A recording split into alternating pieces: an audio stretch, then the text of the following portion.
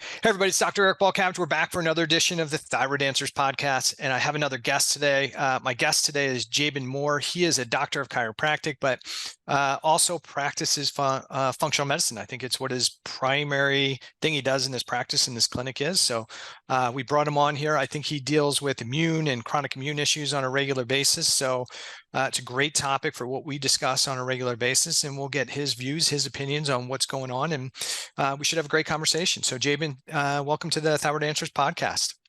Yeah, man, thanks for having me on here. I mean, thyroid was one of the entry points that really got me excited about functional medicine. It's one of the first classes I went to, some thyroid training with Dr. Karazian, Mm-hmm. and now every single day as I'm working with chronic illness clients, Lyme disease, parasites, mold, you see the toll that those things take on the thyroid and how important it is to make sure the thyroid's operating correctly to get out of those chronic illness situations.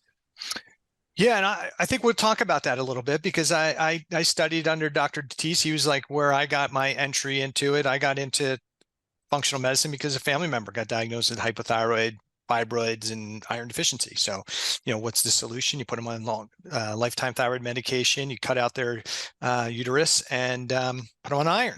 And those are probably three of the worst things you could do for that person. So, but I look at thyroid physiology maybe a little bit differently. I think what's going on oftentimes in thyroid physiology is it's not broken, but it's adapting to the stressors on the system. So it'll be interesting to get your take. We may or may not agree, but that's okay. That's what these conversations are all about, is having discussions. So let's let the listeners know who Jaban Moore is, right? And why we should listen to you. What's your experience? So give the listeners maybe a little bit of the backstory of how you got here and why they should listen to you. Well, I had two major things happen in my life. The first one is when I was about 10 years old, my mom came home from the doctor and said, I think I'm going to die. Like, I need to teach you how to do the checkbook because your dad's dyslexic. He's not going to be able to do it.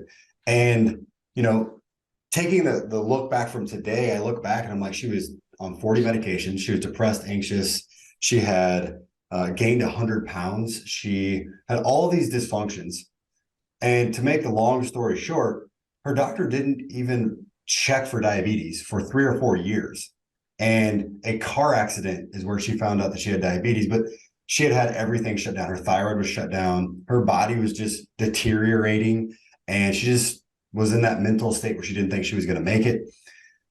So from 10 to 18 was watching her kind of live on the couch and be miserable.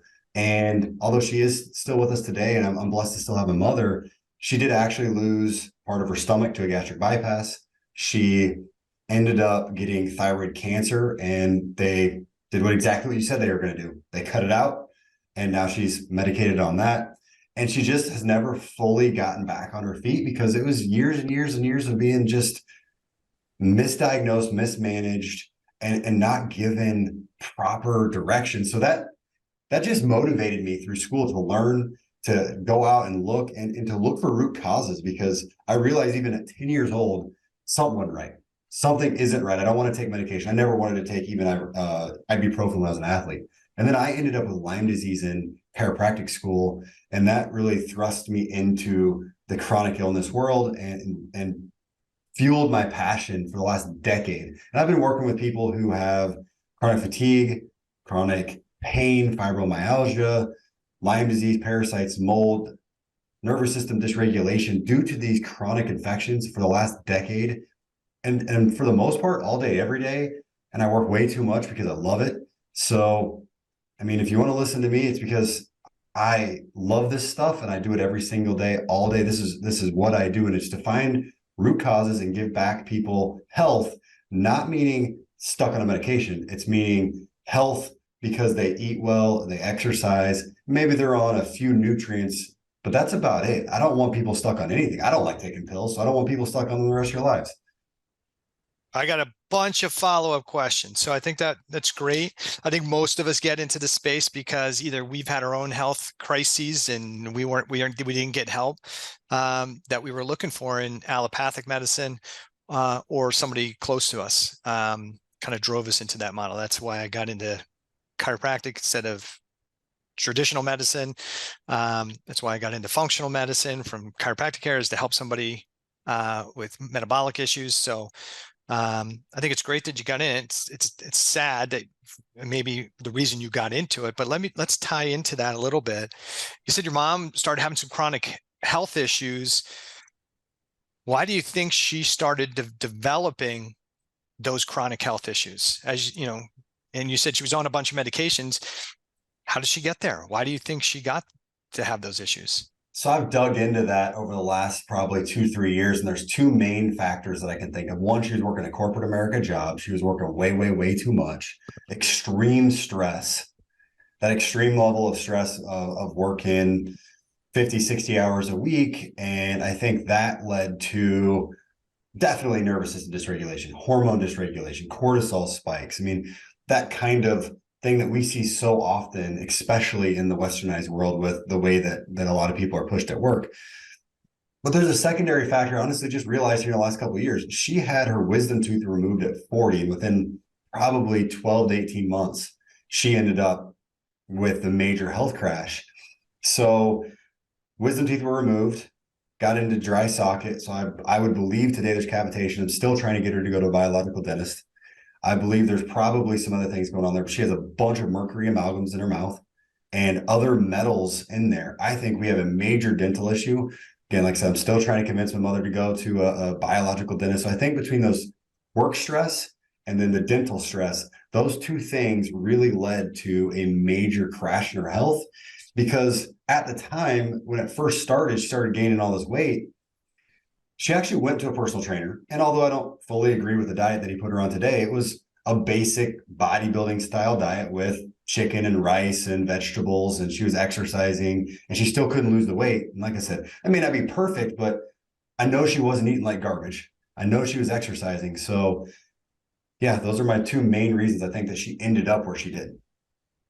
Yeah. And so that's important to kind of talk about because your mom wouldn't be much different than the rest of the human population, especially in the US. And I think it ties to what I talk about quite a bit on the podcast is that we're all subject to a level of stress, and stress isn't bad, right? We all need stress. You work out, I work out. Why do you go lift and work out? Does that creates stress, right? Creates stress on the tissue, but I need that stress on the tissue, and then time for recovery. And that stress on the tissue actually makes me have a bigger, stronger, more resilient muscle later. So we need stress on the system. The issue is that we have an excessive amount of stress for chronic periods of time or intensely acute stress. I think from my perspective, one of the things that changes our physiology changes. We go from manufacturing as our primary function to cell defense. And that triggers much of the inflammatory stuff. And so mom, lots of stress, emotional stress, and I'm sure you see this in your clients. And these are the people that, you're their fourth, fifth, sixth, seventh, eighth, 10th functional medicine practitioner. I've done the gut protocol. I've done the parasite protocol. I've done the mold protocol. I've done this. I've done that. And I can't get better. Okay. What's going on between the 6 inches of their ears, consciously or subconsciously?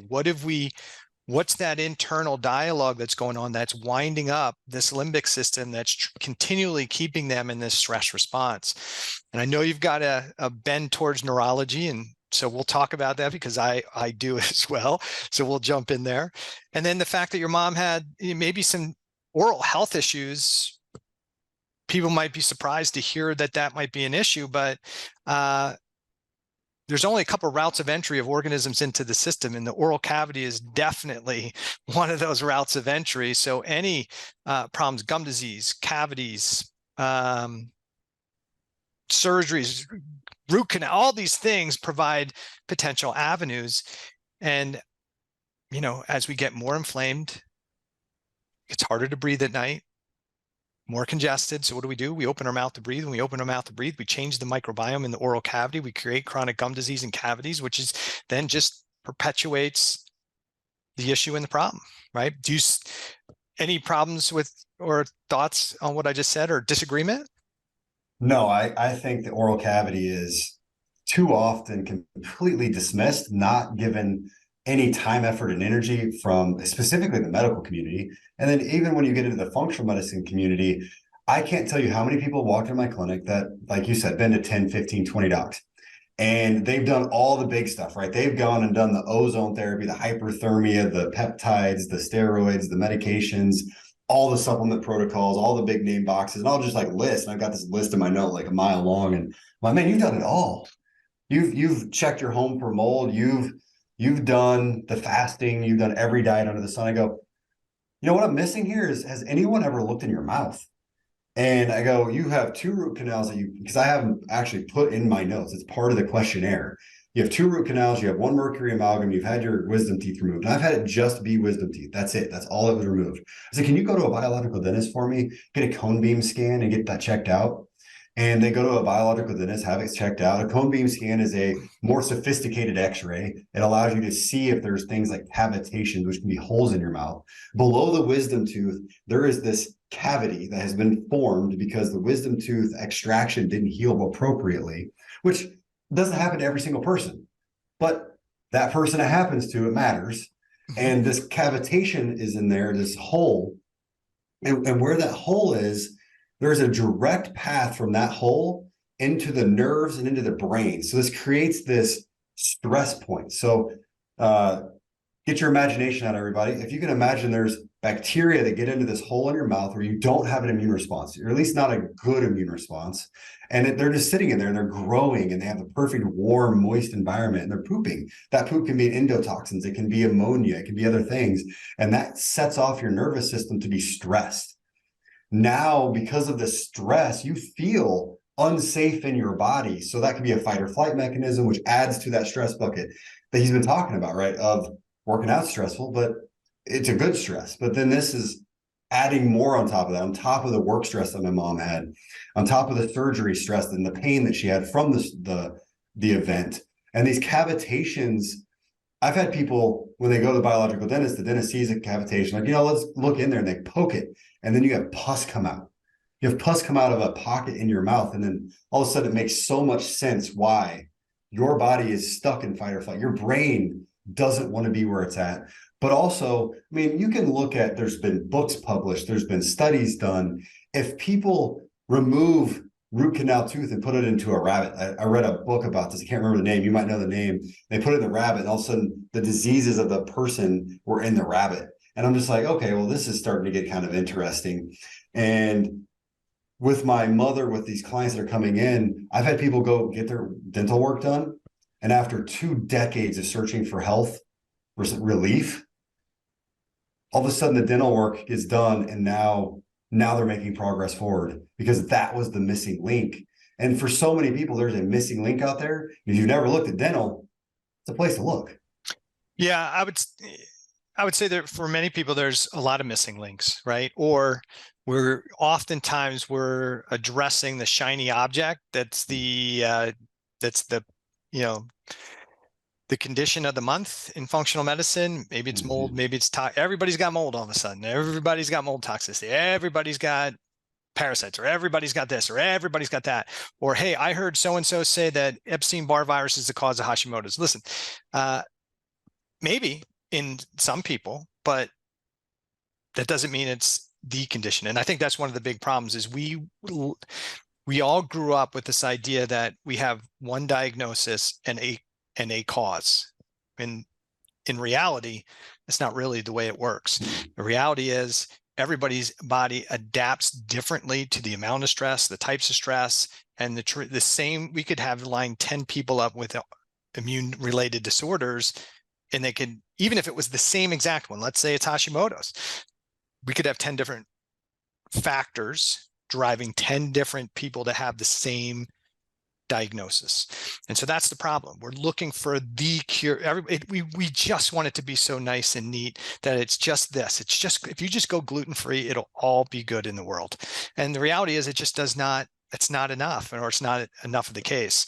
So since we're on the topic, I do want to touch on one more thing that you said, because this is a common thing as well, is that when you talk about people gaining weight, and your mom would be just like, the whole bunch of people we see, right? Somebody walks into a physician's office and they say, well, the reason you're unhealthy is because you're overweight. So eat less, exercise more, and that's the answer. Matter of fact, we had TV shows where that was the whole thing, right? We starve people and work them out 6 hours a day and they lose weight, right? So I take a little spin to it, a little different idea on it, but let me get your input on do you think the weight, and this is a kind of a trick question, I guess, is the weight the cause of the problem, the reason somebody's ill, or were they unhealthy first or had excessive stress first that led to the fat storage that then led to the side effects of obesity?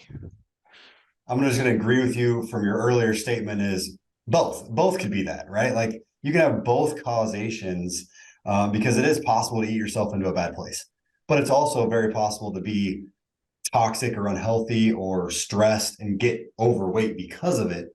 And as you went earlier through talking about different things, since thyroid's a big part of your talk, I wanted to just latch on to something you said. It's not usually one root cause. So, and this, I'm going to tie this back into being overweight, but let's just talk about, for instance, Hashimoto's. Hashimoto's is something I see a lot. And I've heard people say it's because of Epstein-Barr, or it's because of the mercury amalgams, or it's because of gluten. And I'm like, okay, here's the causes that I know for a fact that as I've helped someone to remove this causation, their Hashimoto's has returned back to no more antibodies. I've seen radioactive elements in the water. I've seen, so like uranium or radium in the water. I've seen mercury amalgams in the mouth, so mercury in the body. I've seen Lyme disease, Epstein-Barr. I've seen chronic stress, childhood trauma, all of those things. When I've seen a client work on them and more, and they actually resolve that issue, I've seen Hashimoto's go away. So when you go back to gained weight, for my mother, stress, just purely stress at work. Let's just say like emotional, psychological stress, right? Because everybody thinks stress is just emotional, but it could be other factors, right? So the psychological or emotional stress at work. Yeah, that alone, because she's working 12 hours a day, throwing off her circadian rhythm, she's increasing cortisol, she's creating a hormonal dysregulation and blood sugar imbalances from not eating appropriately, can cause weight gain. So let's jump on that for a second, because I want people to understand something. When we say that, like, I agree. Like, and typically how we talk about, I try and get people to understand stress is like I have two cinder blocks and a board going across. The capacity of that board is like 100 pounds. Mm-hmm. And as we go through, because people are like, oh, like you're not supposed to have stress. No, everybody has stress. Matter of fact, stress is really important. There's what we call a hormetic effect of stress. We need some, but not too much. And too little doesn't do us any good either. We need stress, right? We just talked about lifting weights, working out, exercising, whatever. We need some stress in our life, but we also need to recover from that stress so we can build bigger, back bigger and stronger. But think about, as we go through life, got this two cinder blocks, piece of plank going across, 2x4, whatever you want to call it. And the stresses of your life are like 5-pound weights. And as you go through life, you stack these 5-pound weights on that plank.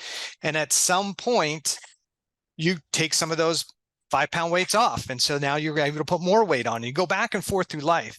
If you're never taking those 5-pound weights off and you keep stacking 5-pound weights on there, at some point we hit the capacity of the board and the board breaks, right? And so what happens for a lot of people is they think the last thing that happened was the thing that caused them to have the crisis. And it's something small, right? It was just this little thing. No, you were probably already at capacity.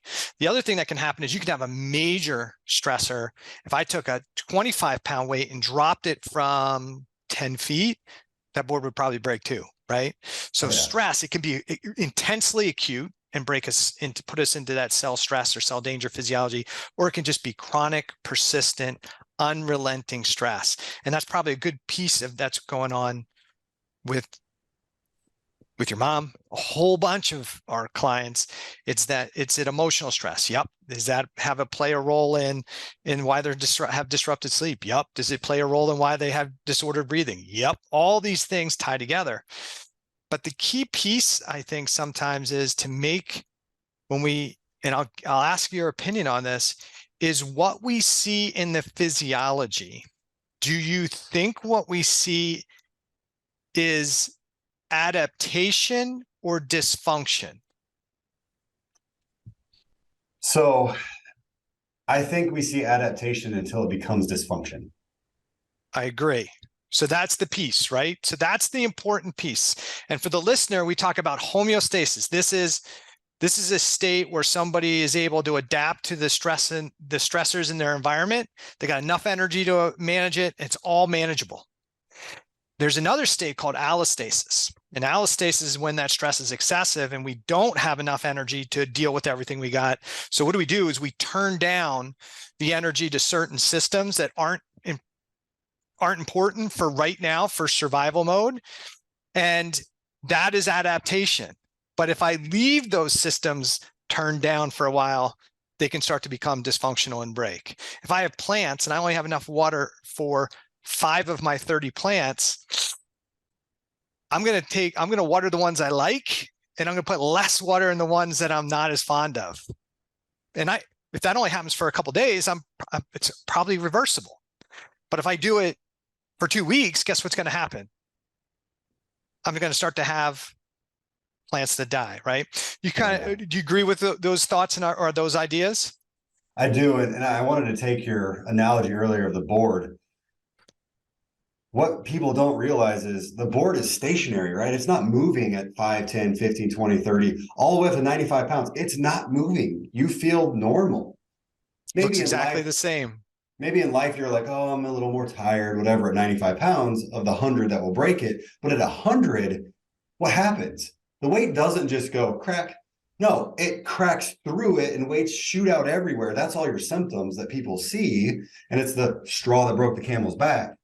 And then the problem that people realize is you can't just put that board back together, just bend it back and just stack things up nice and neatly. Sometimes, like if you were to try and put that board back together, it doesn't hold the weight nearly as well because it's been broken through. Now, that doesn't mean as a human you can't get back to strong health.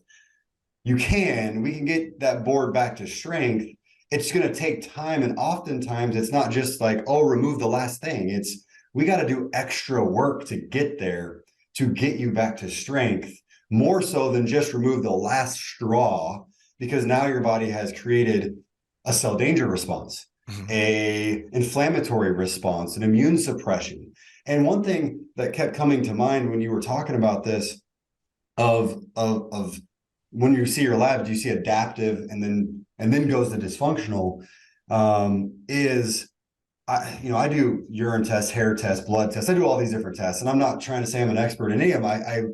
I read enough of them to understand what I'm seeing, to be able to put them together. And I love having different tissue types so that I can understand it. And with hair, if I simply just look at a couple pieces, if I just look at your sodium and your potassium in your body, and I watch a person go under stress, you watch those levels actually increase in the hair, because that's what's showing increased stress. The body's trying to rev up to allow it to be able to take on the stress. And it revs up and it revs up and it revs up, and it uses more and more potassium and sodium. Over time, I see people come in where their levels are below threshold, below the reference range. And usually that means that their body's burnt out. Like now we're going into dysfunction. So when that person stands up, they get lightheaded, they get dizzy. They're unable to keep up. So you just watch how the body goes up and then it crashes down when it's overwhelmed. And that's when that straw's broke the camel's back a lot of times with the clients that I'm seeing.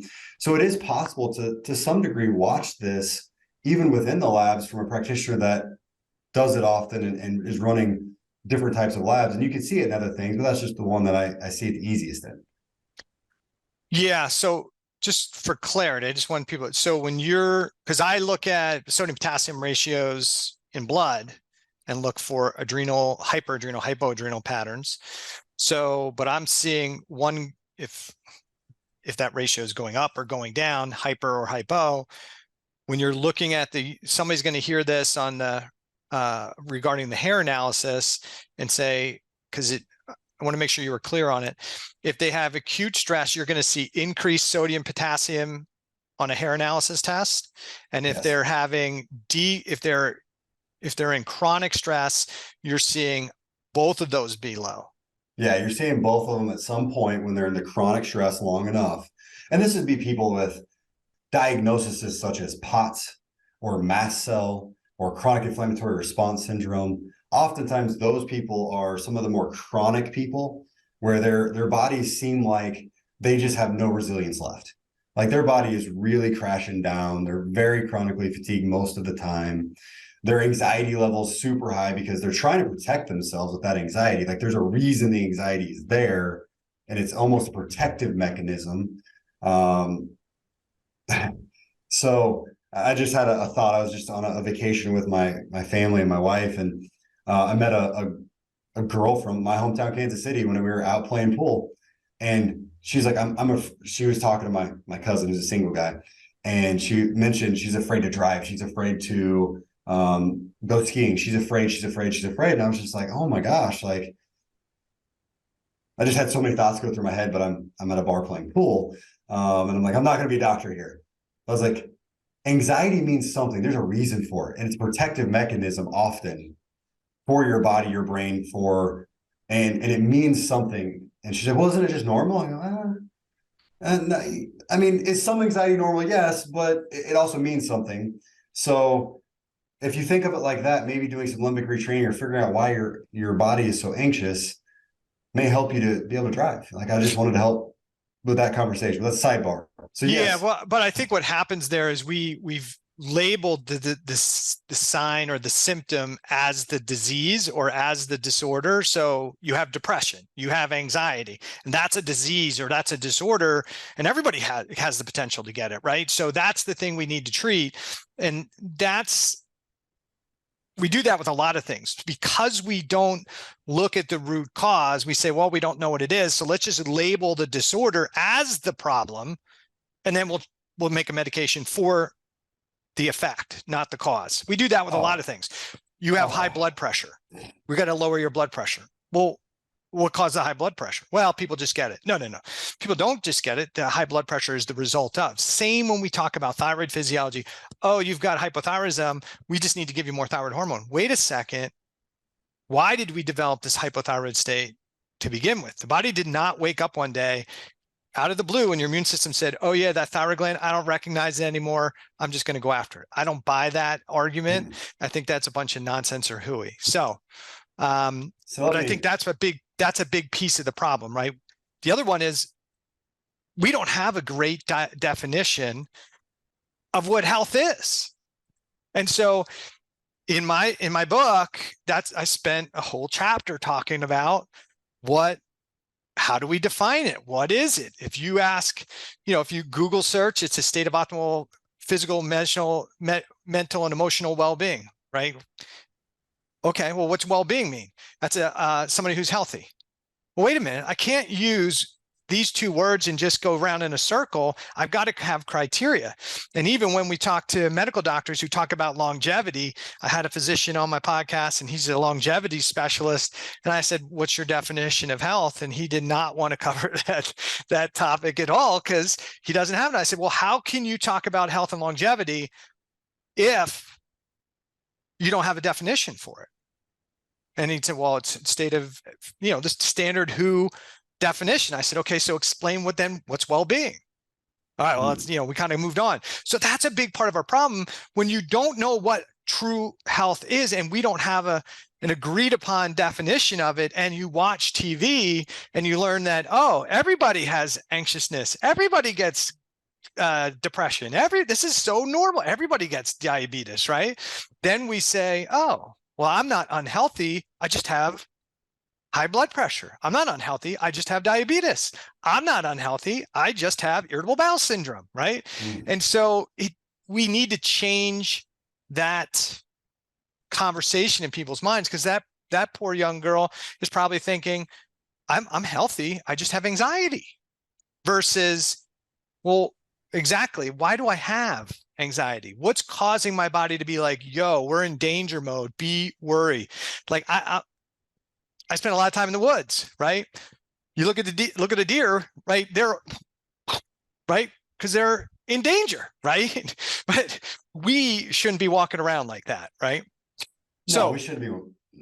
I just wanted to go off. I say this so often. I put on Instagram a post. I'm like, my top 3 favorite diagnoses: chronic fatigue is the diagnosis of a symptom, you're tired. It is not a diagnosis. It is a symptom. IBS, your stomach hurts. Nobody knows why. That's what it means. IBS is your stomach doesn't work right, and I don't know why. Fibromyalgia, you hurt, and I don't know why. They just keep diagnosing things with a idiopathic. It just means I don't have a clue, and maybe I will or won't look into it. And or that's it. Like I'm done, and you're just going to deal with this. And no, and I'm totally fine talking about. I'm not a longevity specialist. I'm like, let's get you back to functionality in the world. But here's what health is to me. You feel good. You don't have stomach aches, cramps, bloating ever. Maybe if you go out and eat something you shouldn't, that's when you'd have it.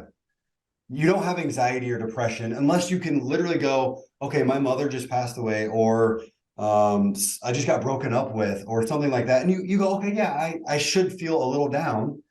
There's a reason for it. There's a period of time that is definitely okay. And then it should go back to feeling pretty good. I can wake up at a reasonable time in the morning, whatever that is for you. Hopefully it's with your circadian rhythm, 8 a.m., 7 a.m.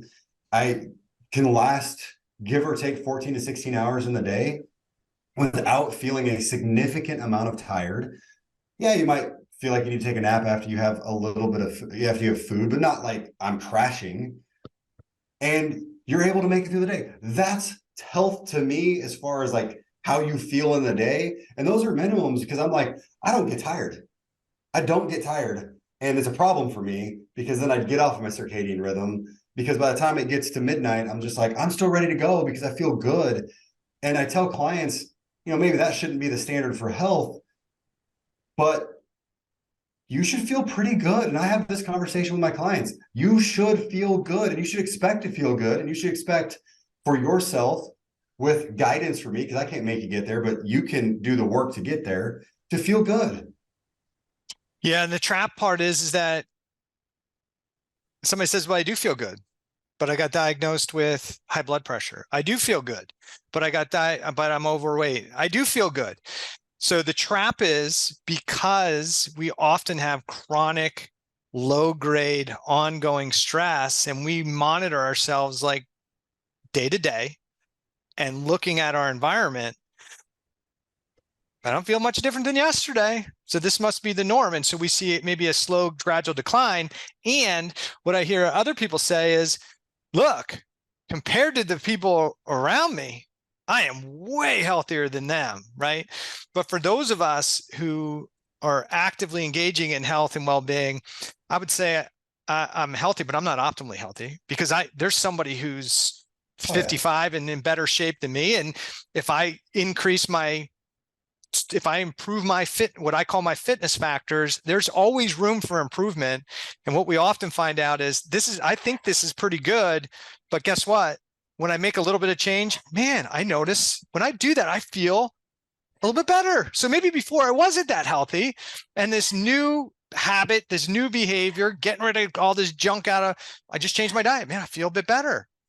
Maybe my standard of what was healthy was slowly declining. And I think that's what happens to a whole bunch of people, which then leads me into my next question is why? Why do we have so many people, do you think, that are struggling with chronic health issues, obesity, hypothyroidism? For you and the listeners, I apologize. The FedEx guy just showed up and my dog's going crazy. But why do we have so many chronically ill people? We've got a U.S. population that probably close to 50% of the U.S. population is overweight or obese. We've got autoimmunity is rampant, and I hate the term autoimmunity. I'm going to say more immune-related disorders, but we're not in good shape. So why do you think that is? Gosh, we could do a masterclass on this and spend the next 2 weeks, but yeah, the big reasons, let's just start knocking them out. We do not respect nature in any way, and I mean the nature of our body. We don't care about our sleep pattern. So we get up not with the sun, which throws our circadian rhythm off. We eat excessive amounts of food in giant eating windows. Like I'm talking people wake up at 6 a.m. and they eat till midnight. So not only are they eating for 16, 18 hours of the day, which messes with your glycemic index, your glycemic loads, your hormones, your cortisol because of the eating. Then they don't sleep enough, right? Because they're up all day working and playing on TV and that sort of thing. So sleep, not enough. Eat way too much. What are we eating? We're eating food-like products. We're not eating real food, most of us. Like I tend to think I eat real food a lot of the time, but even so, in a pinch, I'm eating a processed organic bar that is not real food. So I always tell people the goal is to eat organic food, so not all this junk on it. I prefer farm raised where I can look at it and see what the heck happened to it, but also whole foods, right? So organic food, but then whole food. So it has all the enzymes and all of the appropriate health to it, right? So we're eating whole foods. We're not eating overabundance. We're not eating way too many carbs. I'm not saying no carbs. I'm just saying when I met my wife, she was actually eating way too few calories because she was trying to fit the worldly view of women. So she ate 800 calories a day, 80% carb. So our macros, the amount of calories, whether too high or too low, the sleep, the circadian rhythm, these are all way off.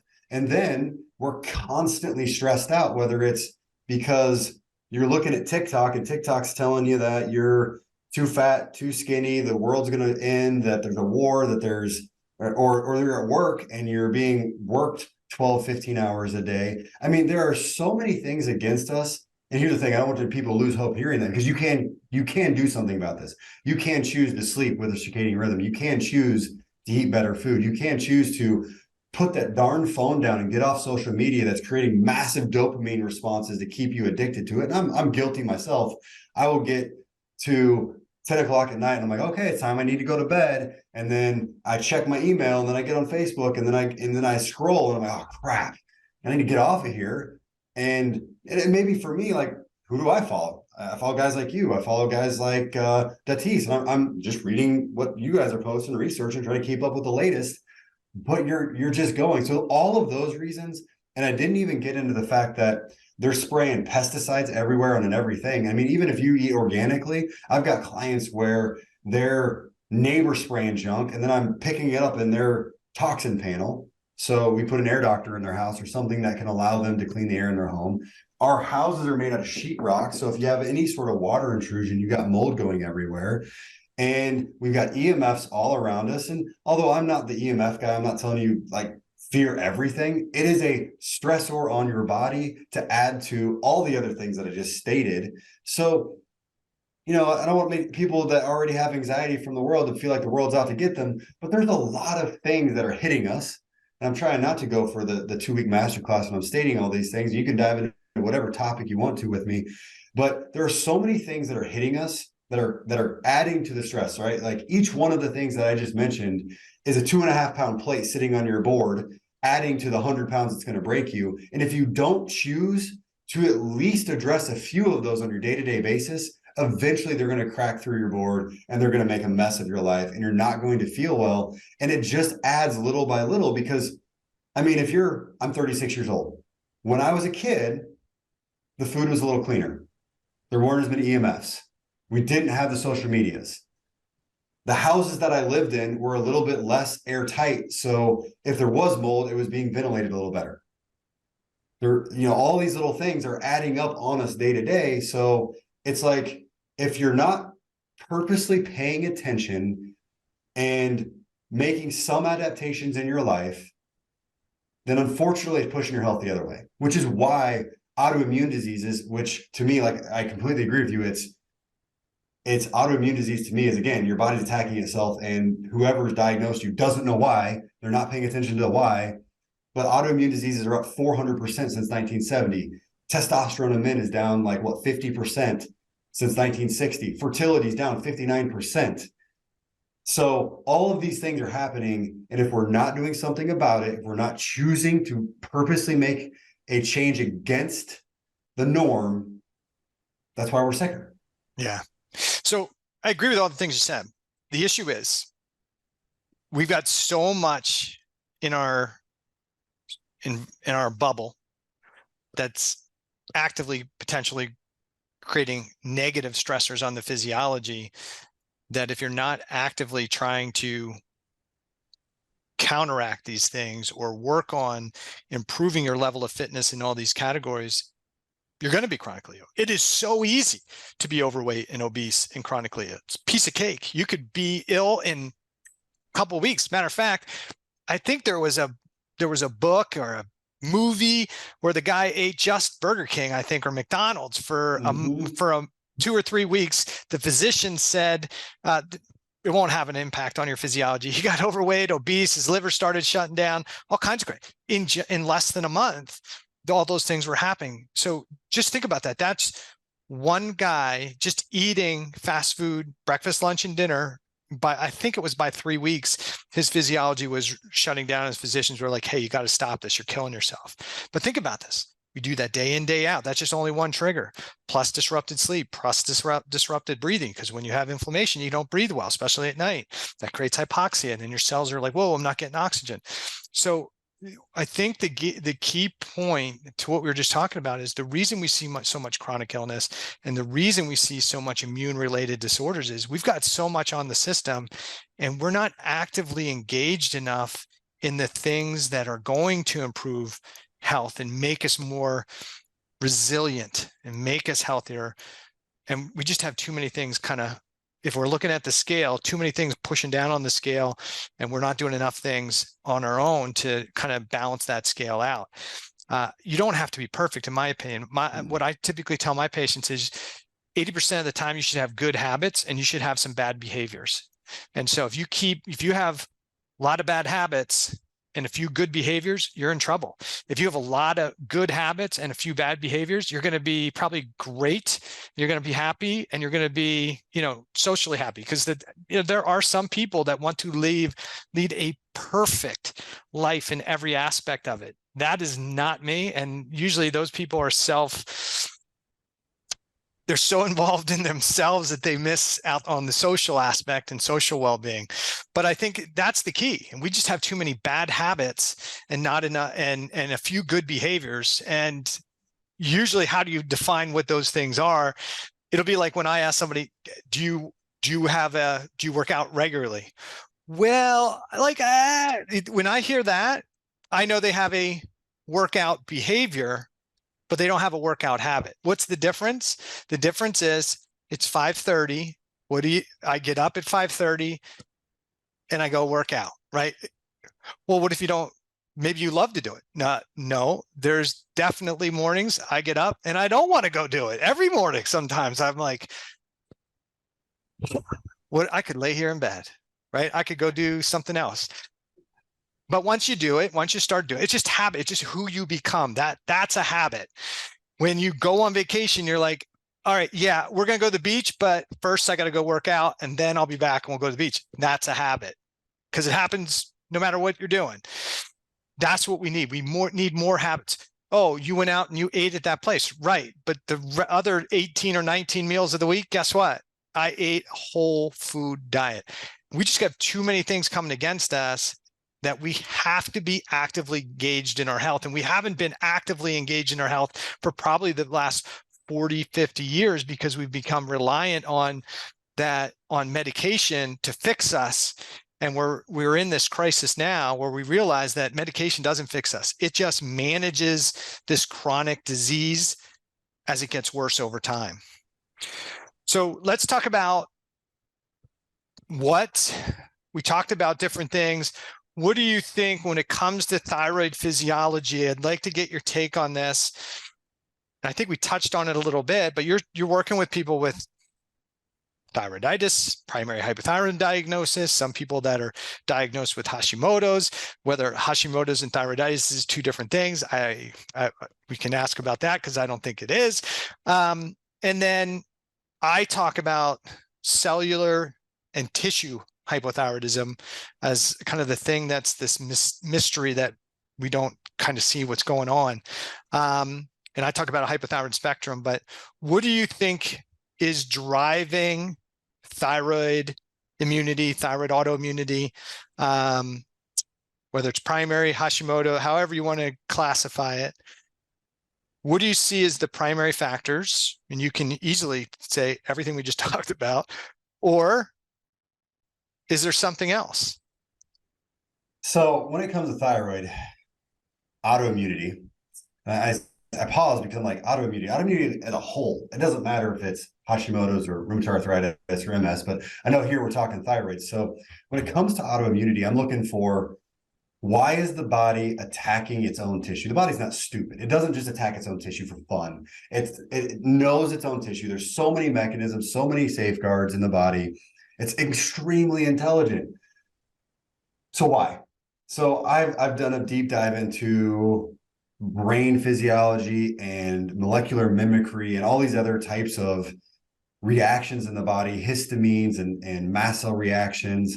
And I don't want to give a definition for every single thing, but what I have come to understand is, and I use analogies a lot. I go, if this is D-Day, if this is, World War II, this is D-Day, and you're the machine gunner sitting up on the top of the hill and you've got 400,000 soldiers rushing the beach, you're not shooting at one soldier. You're just shooting at the beach and you're going to hit stuff.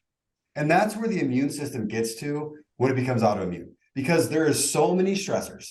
There's so many things, all the things I listed earlier, all the infections that have been cool, like when 10 years ago it was Lyme disease, and then went to parasites, now it's mold. All these things are affecting your body. And maybe you don't have all of them, but you have enough that your immune system is stressed out. It's just firing off. The collateral damage is tissue of the human body. So if there is let's just say Epstein-Barr, because you mentioned that earlier, in the body, and it's affecting the tissue of the thyroid, and the body goes to clean that up, and it's so overwhelmed, it's so overstressed, and releases so many immune markers, histamines and cytokines, and so on, that the thyroid then gets tagged as bad for you, then you end up with autoimmunity to the thyroid, Hashimoto's, which is why I stated earlier, if you can slowly remove the stress, whether that be from changing your sleep pattern, removing the toxic foods, going gluten-free, yes, doing a protocol for Lyme or SIBO or mold, if that is your issue, you slowly remove those stressors, the body's stress level reduces. And I've literally watched, because I ran so many different labs. And I actually, the very first time I ever saw this, it wasn't me running the labs. I was working with a MD, functional medicine MD.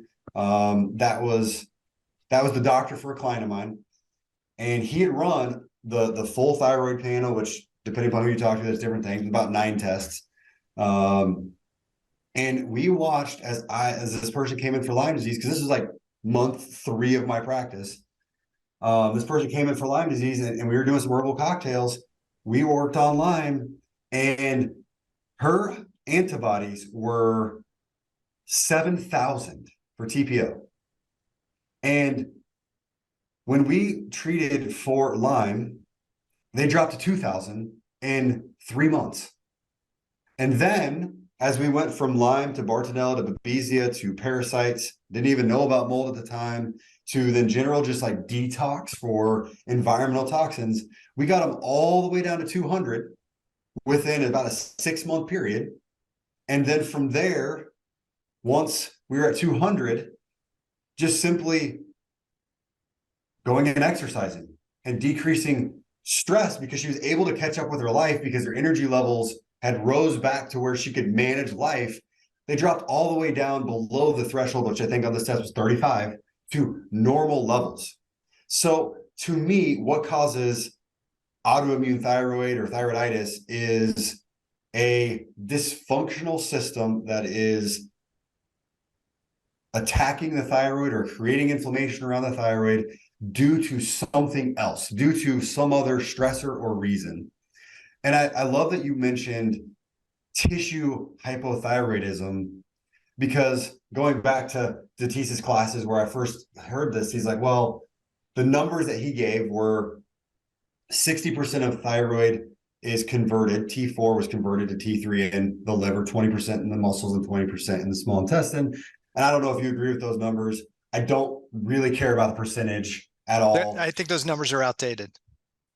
But I just remembered those off the top of my head. And I'm like, if I see in your body ALT, AST, which is liver test, if I see that your muscles don't recover when you exercise, if I see that you have a lot of gut symptoms, and I notice that your T4 is normal and your T3 is way too low, and then we can get the liver markers back to normal, we can get your gut symptoms to go away. I do notice, T3 starts coming back up. Yeah. So then that brings the next couple questions, right? So is what you're seeing with a normal T4 and a low T3 or free T3, and maybe an elevated reverse T3, is that broken physiology or is it adaptive physiology? I think it could be both, but I will say this: if you try to give somebody pure T3, right? So we come in and we're like, oh, your T3 is low. Let's just throw T3 at you. Let's supercharge your mitochondria on top of that, right? So let's throw a bunch of products. A lot of people use L-carnitine, D-ribose, CoQ10. So let's really try to crank up the ability to make energy in your metabolism. Then I see people have what we've referred to as Herxheimer reactions. We see people go into detox reactions. They feel worse. They don't get better. They don't all of a sudden have energy. They get worse. They feel really bad. They go to bedridden. So I think it is adaptive because you have whatever's happening to your body. So something I see often is they live in mold. And then because they're living in the mold, the body's like slowed everything down. Like, okay, if I stay at this height, the body is going to crash and burn. The toxin is going to be metabolized. We're going to break down. So the body slows everything down to try and preserve you until you can get yourself into a safe environment. So if I get you out of that dangerous environment into a safe environment, and all of a sudden stress is reduced, now if you give that person T3, which I've seen done, I've seen people become medicated, or you give them the thyroid support, or you give them the mitochondrial support. That was the word I was actually looking for. Then they don't have the Herxheimer detox reactions as long as you do it in an appropriate pace. So I would say, yes, it can be adaptive. I think at some point it does become dysfunctional if it's been there long enough, where there is a time and place where medication can be used. Because, okay, if you've had Hashimoto's for a decade at 7,000 antibodies, it's pretty likely that there's some damage done to your thyroid. You see nodules, you see destruction. There is a dysfunction that can occur. You can see liver or colon where you've removed part of the colon. You can see liver where it's fatty to the point where it probably doesn't process hormones well enough.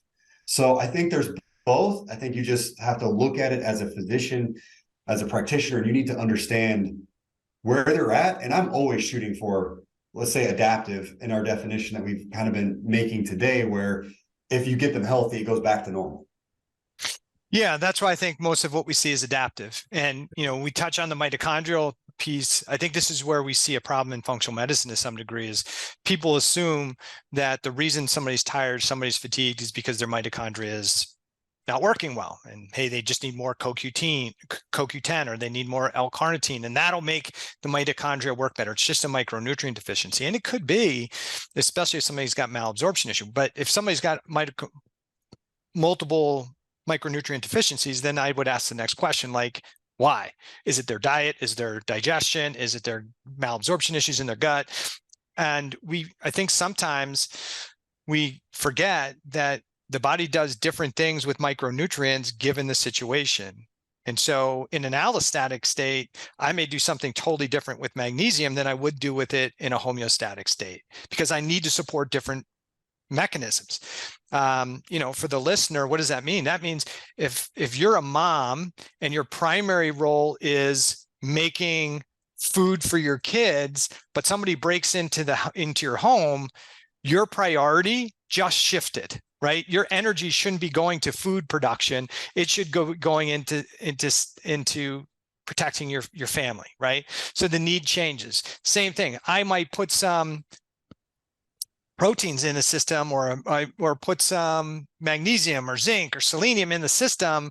And selenium is a great example for thyroid physiology. I put selenium in the system because it's a cofactor for these deiodinases. So I'm putting selenium in because I wanted to convert T4, help convert T4 to T3. Well, that's great if I'm in homeostasis, but what if I'm in allostasis? Then I might use that selenium to support the deiodinase 3 enzyme to deactivate T4 to reverse T3. So the same thing, same cofactor works with both of those enzymes, but which one I favor depends on what's going on in the cell. So I think a lot of it is adaptive. Then, especially with mitochondria, one of the things that the literature shows is that if I'm a cell and I'm perceiving stress, I'm downregulating my mitochondria on purpose. One of the reasons why I'm stiffening the cell membrane, because I want to lock in whatever's in here and prevent anything from coming in. That's what happens in an infection. I get a bacteria, virus, whatever, cell says, whoa, danger, stiffen the cell membrane. Don't bring more micronutrients in here. We don't want to feed this threat that's in here. Stop production, stop making amino acids into peptides and proteins, because these organisms could use those peptides for their own structure. So that's part of that cell stress response. The other thing is, what do we do as part of a cell that's in stress response? We increase free radicals. Why? Because those free radicals can help do what? Kill the threat, right? So if I'm going to increase free radicals inside the cell, I need to have antioxidants to support that free radical production, or I'm going to damage the cell, right? So if I've got this furnace, my mitochondria producing a whole bunch of free radicals as part of just the electron transport chain, right? Making a cellular energy has exhaust. And I have this free radicals that are being produced to deal with a threat. Now I've got a lot of free radicals in the system. I do have antioxidant systems in the body, and most people have heard of glutathione, but the amount of glutathione we have in the cell is really to support the natural processes that go in the cell. And so if I still have the same mitochondrial output and I have the free radicals from the threat response, I'm going to overwhelm glutathione and other antioxidants. I'm going to create excessive cell damage, and now I've got cell death. We don't want that. So what the literature seems to show is this downregulation of the mitochondria is an adaptive response, so we don't have too much oxidative stress. So when somebody tells me I'm taking all this mitochondrial support, you probably don't have low CoQ10. You probably have high CoQ10 because your mitochondria has been downregulated on purpose. You're tired and fatigued because your body doesn't want to bring more glucose in to convert it into energy. It doesn't want to make more peptides and proteins. So what we need to do is ask that better question as to why. And I think it ties in what you said. Hey, when you address the Lyme, what happened to the thyroid antibodies? They came down significantly. If it was just an immune system out of control, right? Dysregulated, out of control, and it was the antibodies creating all the damage, why did it get better when you got rid of the organism? If the downregulation of the gland itself, and this is, I talk about this in my book, and I'll get your opinion on it because I could be totally wrong and biased, but what the literature seems to show is that when these cells in danger release, when they're in danger, they release what we call DAMPs and PAMPs, danger-associated molecular peptides and pathogen-associated molecular peptides. And these are signaling molecules to the immune system to say, hey, I'm the tissue that's damaged. That's the organism that's coming after me. So the immune system knows what to start doing. But the thyroid gland has receptors for these DAMPs and PAMPs.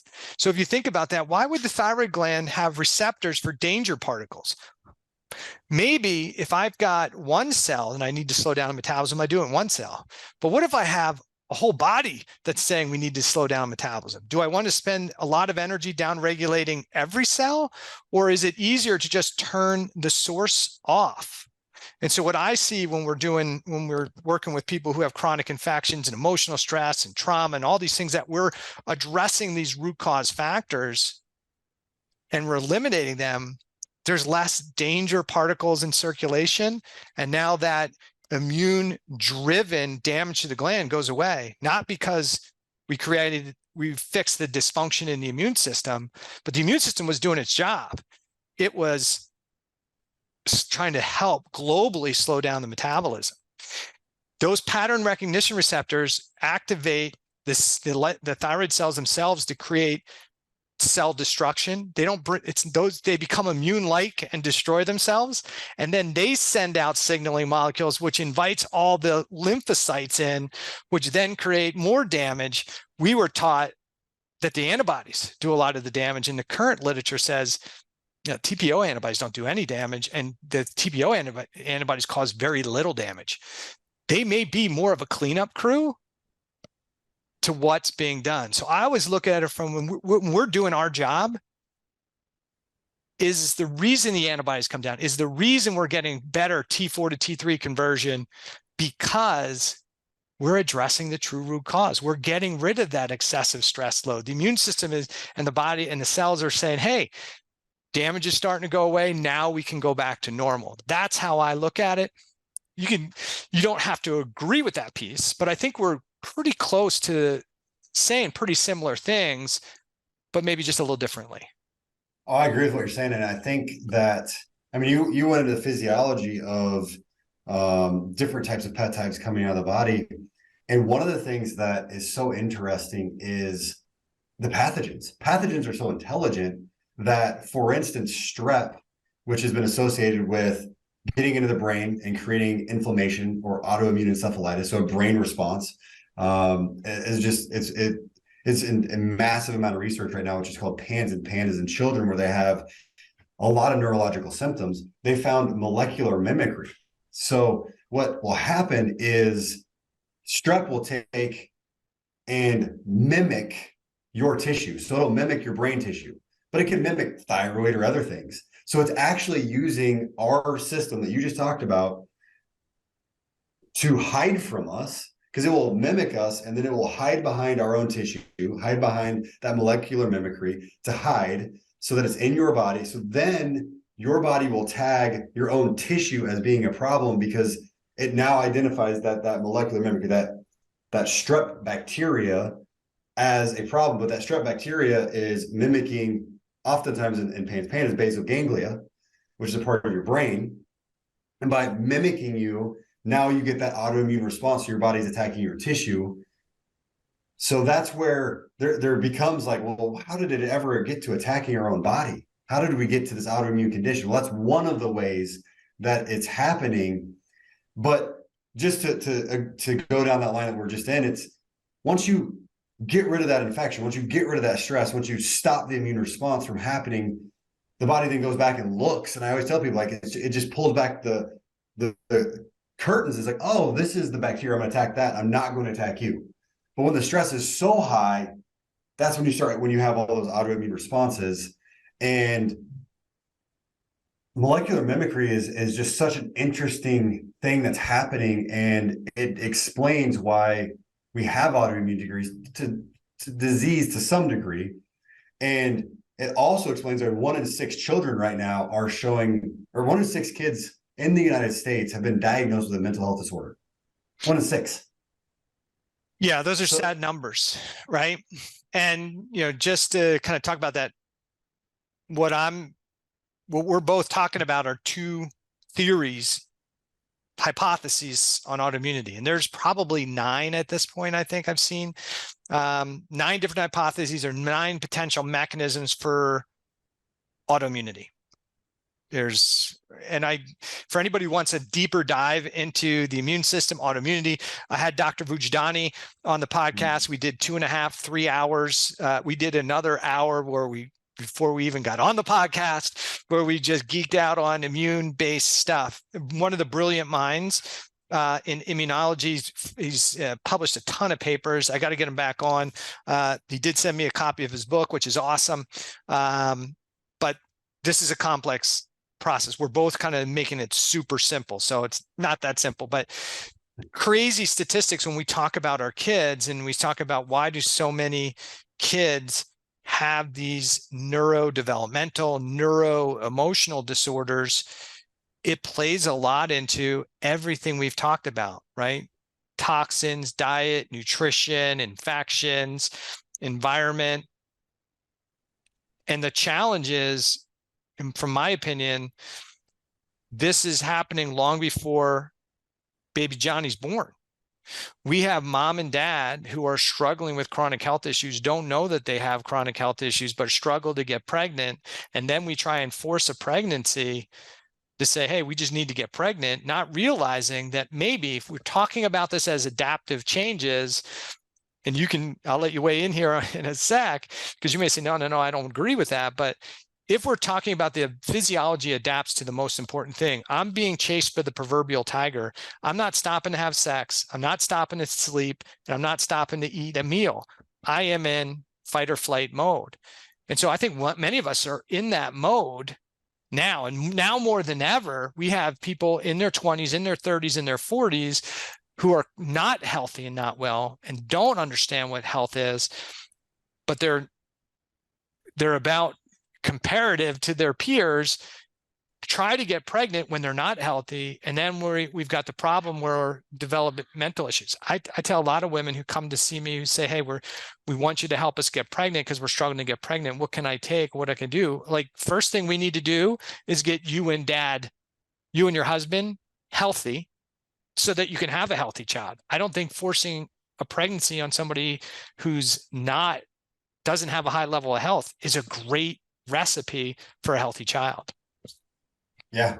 Preconceptive therapy is a new popular term, right? Like, how do I prep my body to get healthy enough to get pregnant, but then also to have a healthy pregnancy and birth? I mean, that's a huge conversation.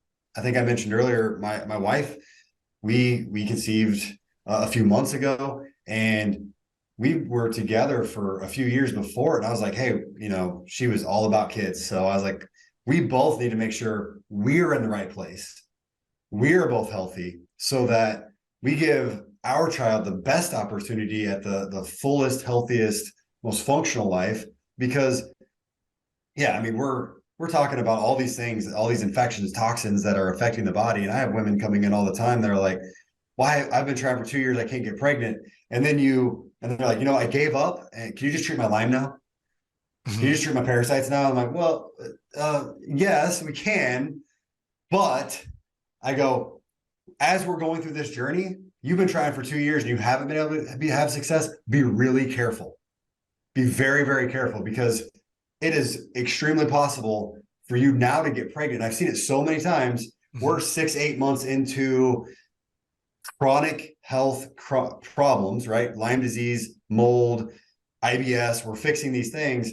And 6 months in, they're like, oh, can we do this while I'm pregnant? And I'm like, no, we can't do all this while you're pregnant, because there's certain things in there you can't do while you're pregnant. But they got pregnant because we reduced stress. We reduced the proverbial tiger. And I read a book. I think it might have been, I don't know, Ben Lynch or somebody that wrote a book. And I was reading it. It made so much sense to me. And you can even go out to PubMed now. They're like, there are people producing papers and case studies on why would a condition be there? Well, PCOS. Why would a woman have PCOS?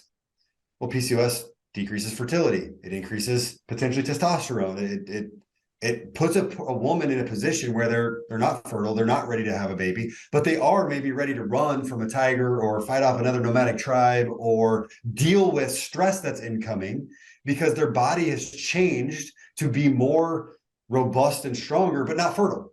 So if we are all living this lifestyle where we are under so much stress, we're not going to be fertile. We're not going to think clearly. We're not going to be creative. We're not going to be excited. We're going to be protective.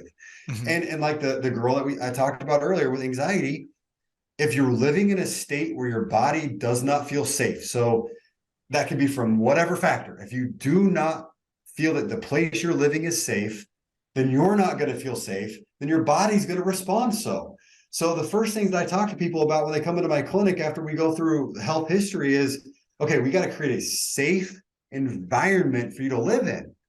And things I say is food, air, water, and hygiene products. That's some of the first things. And people around you, of course.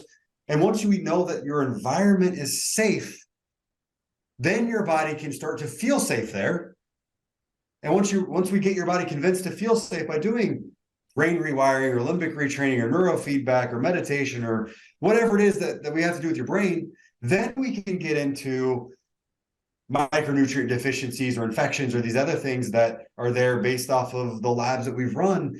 But and that can be done, together, but all these boxes have to be checked to make sure that the person has an opportunity to feel, to be able to heal, right? To be able to be fertile, to be able to have a healthy child, to give that child the best opportunity to heal. Because if the child is living in a womb of a woman that is creating massive amounts of epinephrine and norepinephrine, which are neurotransmitters, or adrenaline or cortisol, because that woman doesn't feel healthy and safe, that child is probably going to come out with, for a lack of better terms, too much of those hormones and neurotransmitters, or addictions to those, or extra receptors for those, which is going to set their life into potentially have an addiction to those same things, and only progressing the pattern of dysfunction in that family that leads to families that have anxiety, or so on. And I'm making assumptions here. There may not be perfect research on this, but I'm just saying from my experience, it seems like,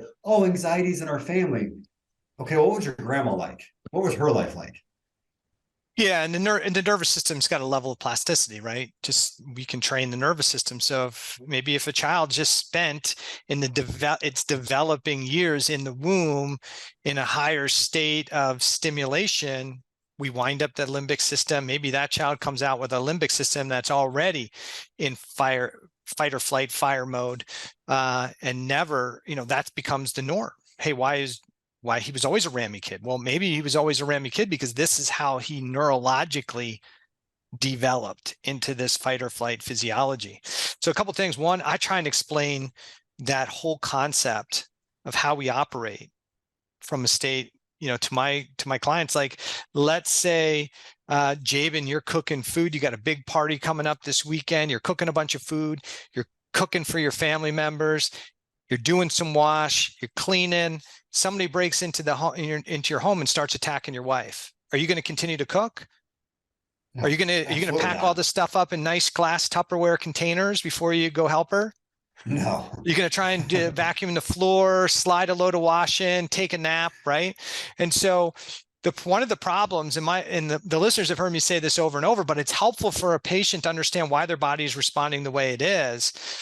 If I walked in and you were, let's say, in the basement fighting off the attacker, and I just see the food burning on the stove, the vacuum cleaner's running, clothes are all over the place, I can make assumptions.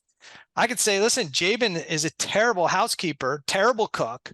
And so that's what he's got. That's the problem here. And I'm going to get him a chef, and I'm going to get him a house cleaner, and life will be good. But I haven't addressed any of the issues. And even though that assumption could be justified, somebody else could come in and say, yeah, food's burning, he's a terrible cook. Yep. Terrible housekeeper. Yep. I see it too. It's a mess. We need to ask better questions when we see the problems, or see these signs and symptoms, or see the abnormal labs, and say, wait, this is a indicator of the issue. And now we need to go deep in. We want to turn down the stove, turn it off so stuff stops burning, but we also need to ask better questions. Now, if I could get you the housekeeper, I could get you the cook, the house would be neat, food would be made, but are you going to eat the food? Are you going to stop protecting your wife and come up and eat the meal because the chef made it for you? Definitely right? not. Definitely not. And then if you do fight off that attacker, do you and your wife go back to normal function like within an hour, within a week, or within months, right? Are you constantly checking the doors and double checking? Aren't you still living with this heightened state of maybe it's happening, maybe it's happening? And that's where I think a lot of our clients are. They're in this, as you said, this kind of chronic adaptive mode, but we're so used to it. We think it's normal and we consider it healthy. And that's why we struggle sometimes. These are people struggle to get well because they aren't well, and their physiology isn't ready to eat the meal that the cook made us. It's I am still in fight or flight. So there's the cell danger response and there's a cell healing response, but you can't get a healing response until we start working you out of the danger response. Definitely. And as you said, you could get me a cook and a cleaner. It just took me immediately to, what does allopathic medication or meds do for somebody? Well, a med's going to come in, and if there's a fire on my stove, it's going to open the windows and let the smoke out. That's what medication's doing. It's not even taking care of the fire per se. Half the time it's just letting the smoke out, and the fire's still burning. And as the fire gets bigger, the windows aren't going to be enough. So then somebody keeps getting sicker. And that's what people are seeing is they see these symptoms, and then they just put a Band-Aid on the symptoms. They never solve the actual problem, which we might be two problems up, right? Like the real problem's in the basement with the attacker. The next problem's the fire. and then we're putting a Band-Aid on the smoke by opening the windows. Mm-hmm. So then I see functional medicine sometimes as like, even what I'm in, like I claim to be a functional medicine. I see providers just going, oh, well, I'll like you said, I'll turn off the oven. And that's when I say, well, if they just gave you CoQ10 or just gave you B12 or something, but they didn't look for the root cause of it. They didn't look for really what's going on below it. They just turned the oven off. Whereas guys like you, guys like me, we're here in a struggle. When we walk in, we're not going to the oven, although that needs to happen. We're going downstairs and helping. We're going to figure out what's going on downstairs. We're going to help get the attacker to be taken care of. Then, once the attacker's taken care of, you're probably going to leave me with my wife. Like, you okay? Good. Let me go turn off the oven. You're going to give the micronutrients. You're going to do the things up there. You're probably going to open the windows for the smoke too. So you're going to go look at the whole picture, and you're going to step in each individual piece where it needs to be stepped in at. And then you're going to come back down around. You're going to say, okay, now that the rest of that stuff, the fires are put out, all the fires, the attacker, the fire, the smoke.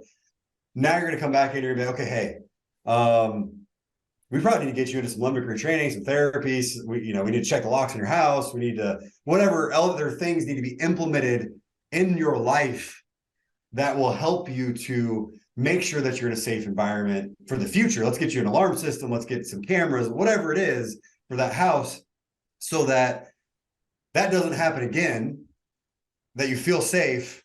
So that is what you are doing. That's what I'm doing. That's what we're talking about. We're looking at the whole broad picture. Yeah, we're going to take care of your symptoms and help you up here. Yes, we're going to get rid of the root cause, but then we're going to create those lifestyle habits, those solutions that help you for the long period of time. And I wanted to say that because I was like, man, that's a great analogy. Let's push it a little bit further. Yeah. And I think that's the key. And I think that's what functional medicine is. And I guess this has been my beef to some degree with functional medicine. And I wrote a post called Guard the Gates because I love when I was in medicine and I came to chiropractic and functional medicine, and I was angry with allopathic medicine. And, my book initially started out as a very angry, with a very angry tone. But now I've got, I'm older, right? So I'm like twice your age. And so what we see is that's not the solution, right? Allopathic medicine, the physicians aren't bad people. They're doing what their job is. They're doing what their training is, but their job is different from my job. So instead of beating up the medical physician, say, why aren't they doing this? Now I fully realize that, hey, they're doing crisis care, acute care, managing disease as the person goes, just trying to keep them comfortable. And some people, that's all they want. They don't want to change their diet. They don't want to change their lifestyle. They don't want to change their environment. They don't want to get sleep. They want to be on their phone. They want to stay up late. They want to drink lots of booze and do whatever. Great. There's allopathic medicine to manage them and kind of help them along the way as they decline. But we need to give another option. And the other option is functional medicine. Functional medicine shouldn't be greenwashing, right? It shouldn't say, I'm going to replace those 5 medications with these 20 supplements. That's greenwashing. We still haven't addressed the root issue. What functional medicine should be is saying, hey, those medications, we may need those to keep you safe, but my job is to help you understand why you got to the state where you needed those medications to keep you alive. And my job is to help you be your Sherpa to address those things, get you to a higher state of health. So you need either less or none of that stuff. And that's a higher state of health. That's my job. So my job is different from that allopathic physician's job. He looks at different labs than I do because they're not the things that are important to me may not be relative to him because he's trying to treat a lab value or a number, whereas I'm trying to improve your health and quality of life. And they are and address root cause issues. And those are two totally different things, which is where I think we get confused as the client, as the patient. They hear you or me talking, and then they go to their endocrinologist or their GP and say, do all these tests. You need to look at this one. They're like, what the hell are you talking about? I don't do any of that stuff. And then they get mad because they're not doing it, but that's not what they do. That would be like me asking my plumber to run the electric in my house and then being pissed off when I came in because I just had plumbing everywhere where the electric is. That's not what he does, right? So why would I expect him to do a good job running the electric when that's not what he does, right? And this, I think, is a better connection so that we can, instead of building up beating down a profession, which I did really well. We as the clinicians, we've got to do better. We got to build the bridge and say, hey, you guys do that piece really well. Send us, you're tired, you're poor, you're frustrated, you're angry. You don't want them anyway because they're your worst clients. Send them over here. Listen, I'm trying to keep you alive. This is what I do. If this is keeping you alive and putting your values, we're manipulating your labs into range. If that's not good enough, or you want more and you want to put effort into it, hey, there's a whole profession right here called functional medicine. You should go see them because those are the people that are going to do what you're looking for. And if we can get that communication going, it's a win-win for the medical physicians. It's a win for functional medicine, and it's a win for the clients because they get the best of both worlds. Somebody who can manage the crisis, and then somebody who can get them out to get them back to health so they don't have these chronic illnesses and diseases or to the same level. That is very eloquently said, and something that I teach my docs in my office. I've got some younger docs that haven't been in it even 10 years like I have, and I've heard some things come out of their mouth like, no, we don't say that. We don't say things like that. We don't bash other doctors. What we say is, you know what? Medical doctors, crisis management, you know, they are a quantity of life profession. They want to keep you alive. And they do really good at it. Like, I break my arm, I'm not going to a chiropractor. I'm not, if I have really horrible stage 4 cancer and I'm on my deathbed and I need a hospital, I'm going to the hospital. Like, I'm not going to call my local functional medicine doctor, although there are plenty that do work with cancer. It's just at that stage, it may be on that. Yeah. I'm going to go there. And they do that. They do it well. They research it. They spend a lot of money and time and effort. They're smart people. And most medical doctors, like you said, they're really good people. I've talked to a ton of them that care, but they are what they are. They're like you said, if they're the plumber, we're the electrician. And I just built a house. You do not want to confuse those two people. It will not work out well for you. And yes, I oftentimes, especially when we have good success with a client, I've had medical physicians that were not for functional medicine call me because they're like, what the heck just happened to this person's labs? How did that happen? And I'm not going to just be like, I don't have time for you. You didn't believe in me. I'm like, hey, let's get on a call. Let's have a conversation. Let's become friends, because if hearts and minds, if we can get this bridge, like you said, oh my gosh, the world would be such a better place if your crisis management profession and your quality of life management profession, which is what I consider what we do, it's a quality of life profession. If we could be on the same page and be referring back and forth, oh my gosh, people would have so many more resources, and standard of care for physicians that believe in functional medicine for their clients, I believe, is much higher, because when there's an issue, they're like, hey, you know what? You know, Johnny down the street's a functional medicine provider. Give him a call. He's going to really help you with this piece. And then I'll see you in 6 months. And all of a sudden that person comes back better. So absolutely, I agree with everything you said. It's the world that we live in can be built for a better tomorrow and be built for our clients to get better resources and better continuity. And that just makes everything better. Yeah. And I think, you know, we should probably just touch on this and for people, because you'll hear a lot of people, you know, talk about healthcare and where it's going. And I think what's best for our country and how do we redo this kind of healthcare system so it's not this massive behemoth chronic illness. We spend so much money on managing disease, is we got to give opportunities. And I think what we also have to do is kind of circle back to the way maybe things used to be, which is, I know for me, I'm not sure how you run your practice, but I'm more of a direct pay practice. I don't work in an insurance-based model anymore. And sometimes people are like, well, I want care that my insurance covers. Well, your insurance is covering the care you're getting now, and that's what's covered. It does. If you want insurance-based care, that's it. Well, how do we fix the healthcare problem? I think we stop relying on a third party to pay for care, or at least initially, and make and this, people are going to be like, are you crazy? I don't have money to do this. But if we as the client had to pay for the care directly out of pocket first, when you take that money out, whether it's going to see your GP or your endo or your functional medicine practitioner, you're looking at that money and going, hey, whether it's $50 or $100 or 300 or 400, am I getting value out of this? And when we're in an insurance-based model, I always often ask people, you're seeing a bunch of docs, you're not getting well. Why do you continue to go? If you're not happy with them, you don't think they're listening to you, why do you continue to go? And they say, because my insurance covers it. But is there a value? Well, that's what my insurance covers. So what if you had to pay for it out of pocket? Would you go see that provider? Oh, no way. Okay, then you shouldn't be going anyway.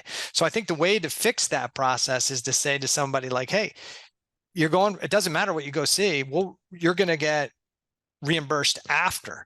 Now somebody takes their $100 out. And if Jaban's not doing a good job, Dr. Moore's not doing a good job, guess what? How many times are they going to pay you the $100 before they go, you know what, I'm out of here?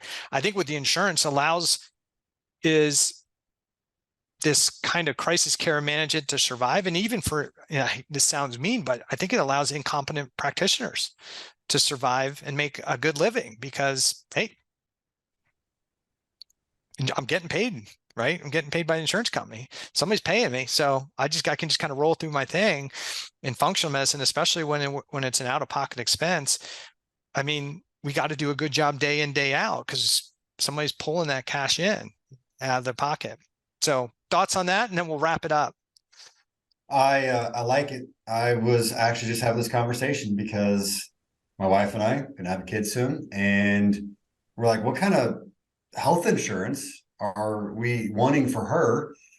And she and I both looked at each other. We don't use health insurance. I haven't used health insurance in a decade. I pay for it, but I haven't used it. So I'm on a crisis plan, just like your auto insurance, where, okay, something really bad happens, you have that support. If I unfortunately for someone I know in our family, just that's a chiropractor, that's in her family. It's kind of fun to married into a family had a chiropractor in there too, just like me, and did everything seemingly right. Ended up with a situation where the baby came at 7 months, is going to spend a month in the hospital. That's going to rack up a massive bill, right? Like that could be, I don't even know. I have no idea, $500,000, $1 million. They have insurance that will cover past 10 grand in the year, right? So they're going to pay out 10 grand. Past that, insurance covers. That's the type of healthcare system that, I mean, 10 grand is still a lot of money. I get it. But if you're paying a lower amount for a decade that you didn't use, and you save that amount of money versus paying a ton of money every month, and you saved it back and put it in your bank account for a rainy day of needing to spend that 10 grand in a year, it evens out. And I think for me, that is a better option because it also puts responsibility back on the person, which is something that for me is really important. Obviously, it's not always your fault when you get in a car accident and bad things happen to your health. And yeah, that's not your fault. But there are also those out there right now that are weighing on the system that unfortunately eat junk food every single day, all day, don't exercise, make other bad habits. And hey, I'm here to tell you, I will admit right here on a functional medicine podcast, as a functional medicine provider, I love cheeseburgers. I don't have them very often, but I do have them. I love a good bacon cheeseburger with some jalapenos on it. And I'm probably making somebody salivate or making somebody like, you eat that? I love it. But I eat it, once a month, and I'll have a whiskey with it, which, yes, that's alcohol. I'll have it rarely. Like you said, I eat 19, 20 meals a week, organic, whole food from the farm. But every once in a while, I'm going to go out and have something, and that's okay. The problem is when that's the majority. If we can put the responsibility back on you or me of, I keep doing this thing, but I don't have to pay for a problem if it comes up. If you don't change your oil in your car and your engine blows out, your insurance is not paying for it. Mm-hmm. So if we can create a system that's based around making the responsibility on you as an individual, but if there is a issue, has a parachute to catch you, if there's an issue big enough, right? So you have some responsibility. There is a safety net. I think the rest of the world, the rest of people are going to end up shifting their mindsets. Oh, I got a little responsibility in this. I'm going to take care of myself a little better. That will lower all the bills of healthcare. It will also go and make it to where if you want to see me, you're going to call my clinic. You're going to ask, what's the price? And I'm going to tell you, and you're going to pay it each time. You're not going to wait for insurance to come back with a gigantic bill. Just like when you go to a hospital, you never know what it costs. If they have to publicly tell you before, you can choose in a lot of cases, I want to go see this doctor because I like them and because the price is right, versus that doctor that I don't like. I don't know what their price is because someone else is paying. Yeah, it comes down to value, right? You have to value the service, right? And I think we've gotten away from that. And what the model we're talking about is a model that used to be there, 20, 30 years ago, but we got away from it. But I think it's a model where it's kind of like the insurance model you talked about with cars is like, hey, if I get an accident, I got full coverage or what I got coverage for it, but if I have to I got to take care of my engine. I got to take care of all the other things. And what's ironic, I mean, I guess there are insurance companies that do it now, but insurance didn't cover if you didn't do maintenance on your car, right? It didn't cover that part, right? It covered the crisis piece, but it didn't create the things that are a result of maintenance. So we just got to, I think if we can get people to be more, we're not drawing a line here of whose fault or not fault, but you're going to be less likely to be accepting of kind of being blown off if that blow off costs you $300 or the blow off appointment costs you $200, you may go, all right, I'll wait. But you're not going to do the pay the actual cost of the visit too many times when the answer is only another drug, and then you actually get the real cost of what the prescription costs, or you're not getting satisfaction. You're going to leave the practitioner. You're going to go someplace else. You're going to go somewhere else where you feel you've got value. The price may not be less, but you equate what you got with what you paid with value. And that's the most important thing, is that you associate your healthcare, like I'm getting value for what I'm paying, whether it's insurance-based or not insurance-based. That's probably one of the most important things for anybody, and especially the people that are struggling with chronic health issues. I know it's expensive and what you're doing is expensive, but not addressing the root cause issues and staying in that model is costing you a lot of money between prescriptions and healthcare costs and the lack of joy and happiness in your life. If you're in that model, you haven't even heard of functional medicine, consider that, hey, there's other options out there. That does require work. And there's a different cost, there may be a different price point with this, but ultimately getting yourself healthier has maybe a little higher front end, but the long-term effect will pay dividends. So Jaban, let's do this. Let's wrap this up. We've already been on here an hour and a half. Time went pretty quick. So let's talk about, give some people some information, a little bit more about your practice. How can they hear more about you? Do you have a book? Do you have a podcast? Do you just have a website? Like, where can they find out more about Jaban Moore? Yeah, so my practice is a mostly virtual practice. Although I have brick and mortar, you can come into the clinic with myself and my doctors. We've got nurse practitioners, chiropractors, health coaches here in Kansas City, Missouri, but we are virtual. So we work with people around the world. I've got people in probably 20, 30 countries that we've worked with. And we have Facebook, Instagram, website. We are putting out content every single day on mostly the chronic illness topics, right? Like the mold, parasites, Lyme. And we have even online courses for where to start. So all those things I talked about, food, air, water, we've got a course on that. We've got a course on parasites. That way you can get the beginning of your health journey, just some education there. Because that's the thing is I want to empower people to be able to make an informed decision. I want to empower you to be able to decide whether or not you feel like you're getting good care, whether it's from me or from someone else, just because you're educated on topics of health. And that's just a really important topic for me is education. I mean, shoot, you and I both went through too many years of college and probably didn't get as much education as we have just being out in the community, listening to people and researching. So we are here for you. We have the virtual clinic, we have the courses, and we're on all the platforms at Dr. Jaban Moore. All of them is Dr. Jaban Moore. So just type my name in, and my name is spelled J-A-B as in boy, A-N, Moore. So just look me up and we're here to help you. Awesome. All right, everybody, we're going to wrap this up. Thanks for listening. If you got some benefit out of this, definitely share it with friends, family. I think one of the most important things that I want to make sure is, even though this is called the Thyroid Answers podcast, we're not talking necessarily about that, like how, like it's just about thyroid. We're talking about all the things. It doesn't matter what somebody's struggling with, whether it's diabetes or chronic gut issues or thyroid issues or neuroemotional issues or some other chronic illness. The foundational things that we talk about in the podcast and the foundational things that we talked about today with Jaban are all the same. It's lifestyle factors, diet, nutrition, your environment, emotional state, physical well-being. Those are all the things that are at the root of all these things we call disease. So if regardless of what condition somebody has, they can benefit most likely from what this podcast talks about, the functional medicine approach. And I think even though Dr. Moore, he talks about a bunch of different conditions, we use those conditions as the window to bring you in so we can start to educate you on a different way of looking at your health, your physiology, and how to get healthy and well and get well. So share the podcast with friends and family. Dr. Moore, is great having a conversation with you. It flew by.